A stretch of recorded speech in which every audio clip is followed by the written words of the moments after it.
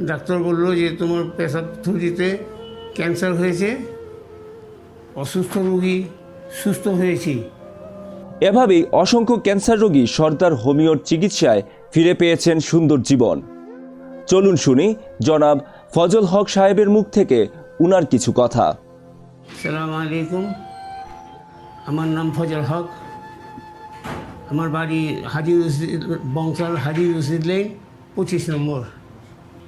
আমার প্রস্রাবথলিতে ক্যান্সার ধরা পড়েছে। ডাক্তার বলল যে তোমার পেশাবথলিতে ক্যান্সার হয়েছে, তোমার চিকিৎসা করতে হবে। আমি সরকার হোমিও হলে চিকিৎসা নিচ্ছি, চিকিৎসা করতেছি। এই পর্যন্ত ভালো আছি, আমি সুস্থ আছি আল্লাহর রহমতে। আমাদের দেশের মধ্যে অনেক ক্যান্সার রোগী আছে।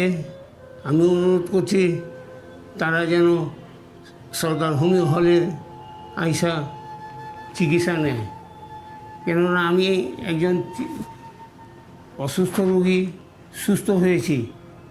আপনারাও আসবেন, ইনশাআল্লাহ চিকিৎসা নেবেন, সুস্থ হয়ে যাবেন। আসসালামু আলাইকুম। সর্দার হোমিও হল ক্যান্সার চিকিৎসার এক প্রতিরোধের নাম।